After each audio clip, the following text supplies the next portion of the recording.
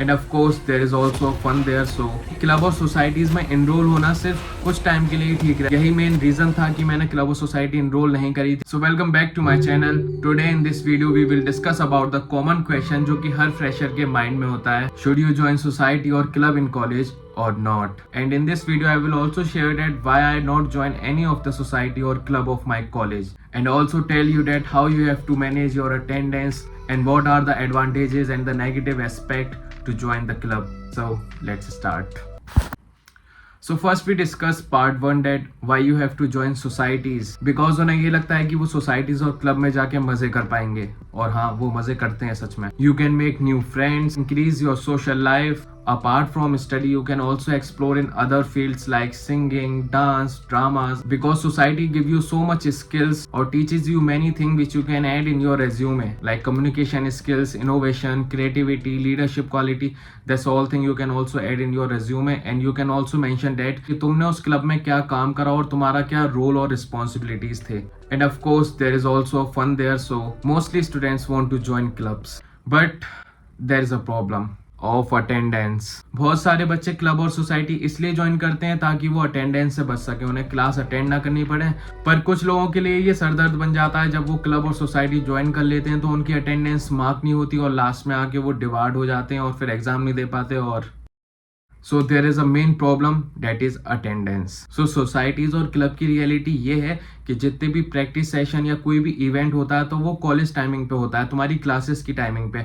या तो तुम क्लास अटेंड कर लो या फिर तुम क्लब या सोसाइटीज के काम को कर लो, बट अटेंडेंस मैनेज करना यहाँ पे थोड़ा ट्रिकी हो जाता है। बहुत सारे स्टूडेंट फंस जाते हैं क्लब और सोसाइटीज में इनरोल होके और वो मिनिमम क्राइटेरिया को कंप्लीट नहीं कर पाते और उसकी वजह से उन्हें बहुत दिक्कत होती है। सो किसी भी सोसाइटी और क्लब में इनरोल होने से पहले तुम्हें इस चीज का सॉल्यूशन फाइंड करना होगा कि तुम्हारी अटेंडेंस कैसे भी करके मैनेज हो जाए और तुम्हें कोई दिक्कत भी ना हो। So how you have to manage your attendance? So first talk to the society और क्लब हेड और कोऑर्डिनेटर। तुम इस चीज का कंफर्मेशन अपने कोऑर्डिनेटर और हेड से जरूर लेना, बिकॉज उन्हें पता होता है कि अटेंडेंस मिलेगी या नहीं मिलेगी सोसाइटी और क्लब में एनरोल होने से क्लासेस टाइमिंग के ऊपर। सो एक बार तुम उससे भी कोऑर्डिनेट करना। Then talk to your CR. तुम अपने सीआर जो भी क्लास रिप्रेजेंटेटिव होगा या होगी, तुम उससे इस चीज के बारे में कंसल्ट करना, देन उससे भी एक कंफर्मेशन लेना। Then you can also go for the faculty support. अगर आप किसी रेपुटेड सोसाइटी या क्लब में एनरोल होते हो then faculty also support you and give you the attendance. बाकी जब तुम ये अटेंडेंस का इशू सॉल्व कर लो देन अपने फील्ड से रिलेटेड किसी भी सोसाइटी और क्लब में एनरोल होना। बट उससे पहले you must know about the positive and negative aspect of joining the society और club.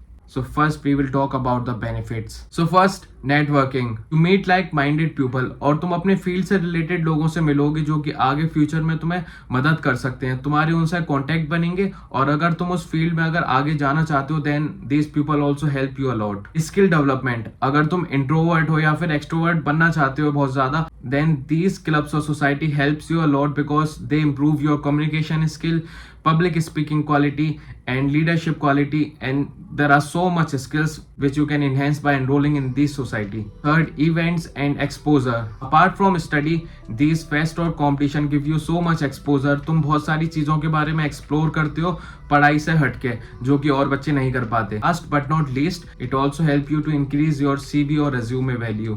Because if you mention your college activities in your CV और resume, then companies do notice it. ये एक अच्छा impression भी डालती हैं companies के ऊपर। तुम अपने कॉलेज लाइफ में सिर्फ पढ़ाई ही नहीं कर रहे थे, तुम कहीं ना कहीं ऐसी एक्टिविटीज में एंगेज थे जहां पे तुमने अपनी बहुत सारी स्किल्स इंप्रूव करी, which can also help the company to contribute in their organizational goal, whether it is communication, leadership quality, innovation, creativity, etc. But there are also some negative aspect of the societies or club जिसे देखकर मैंने club और society join नहीं करी। Because कई सारी societies और club में ऐसा होता है कि कुछ होता ही नहीं है, सिर्फ नाम की सोसाइटीज और क्लब होते हैं और वहां पे बस तुम्हें अपना नाम लिखना है, तुम नाम के लिए वहां पे एनरोल हो चुके हो but there is no work, तुम वहां पे कुछ सीखोगे नहीं और वहां पे बस लव स्टोरीज चलती हैं। Second is time management. जब तुम किसी क्लब और सोसाइटीज में एनरोल होते हो तो तुम इतना फोकस हो जाते हो वहां पे कि तुम अपने एकेडमिक्स की तरफ ध्यान ही नहीं देते हो, उससे तुम्हारे ग्रेड्स पर असर पड़ता है, तुम अपनी स्टडी को मैनेज नहीं कर पाते हो बिकॉज तुम सोसाइटी में ही सारा टाइम इन्वॉल्व हो, तुम कॉलेज में क्लासेस अटेंड कर ही नहीं रहे। And third one is group politics. बहुत सारी सोसाइटीज और क्लब में ये होता है कि सीनियर्स और कुछ कोऑर्डिनेटर्स के कुछ लोग फेवरेट होते हैं। तो कोई भी अगर अच्छा जॉब रोल या किसी को भी प्रमोशन देना हो तो वो अपने फेवरेट कैंडिडेट को ही ज्यादातर देते हैं। इफ यू आर थिंकिंग कि तुम बहुत अच्छा फोकस करोगे, काम करोगे, तो तुम्हें एक हायर पोजीशन पे वहां पे पोस्ट कर दिया जाएगा। सो ऐसा नहीं होता, सब खूबसूरती और पैसों का कमाल है। Fourth is clubs always not useful because बहुत सारे बच्चे बस वहां पे पार्टिसिपेट करते हैं, मतलब पार्टिसिपेट भी नहीं करते, अपना नाम लिखवा देते हैं और वहां पे कुछ परफॉर्म ही नहीं करते, वहां पे एक्टिव ही नहीं रहते। सो इससे कोई बेनिफिट वगैरह नहीं मिलता। और ये क्लब और सोसाइटीज में एनरोल होना सिर्फ कुछ टाइम के लिए ही ठीक रहता है। अगर तुम 3 साल या फिर 4 साल अगर तुम्हारी बीटेक है, तो अगर तुम हर टाइम इन इस क्लब और सोसाइटी में एनरोल हो, फोकस्ड हो इन पर ही और अपने एकेडमिक्स पर नहीं हो, तो फिर तुम्हारी लंका बजा देंगे सच में। And then in last you will regret कि हमने सोसाइटी और क्लब पे इतना ध्यान क्यों दिया। यही मेन रीजन था कि मैंने क्लब और सोसाइटी इनरोल नहीं करी थी, बिकॉज वहां पे काम वगैरह ये सब तो कुछ होता नहीं था और गधा मजदूरी होती थी जो मैं नहीं कर पाता। बाकी अटेंडेंस को लेके भी बहुत इश्यूज होते थे, सो इसलिए मैंने ये सब ज्वाइन नहीं करा। So you must join club और society only if you are interested. तुम अपने किसी दोस्त की वजह से या फिर तुम्हारे रेज्यूमे में ये बहुत ज्यादा हेल्प कर देंगे, ऐसा कुछ नहीं है। ये नॉर्मल 1 या 2% वर्क करते हैं, बाकी इतना ज्यादा वर्क नहीं करते। सो तुम अगर ये सोच लो कि रेज्यूमे में ऐड कर देंगे, बहुत सारी दोस्त बनेंगे, बनने के लिए दोस्त भतेरे क्लब और सोसाइटी के बिना भी बन जाते हैं। तुम्हारी अप्रोच सही होनी चाहिए। बाकी अगर तुम फ्रेशर हो या फर्स्ट ईयर में हो तो तुम क्लब और सोसाइटी में अच्छे से एनरोल हो सकते हो, बिकॉज फर्स्ट ईयर में, सेकंड ईयर में एक्सप्लोर करना चाहिए।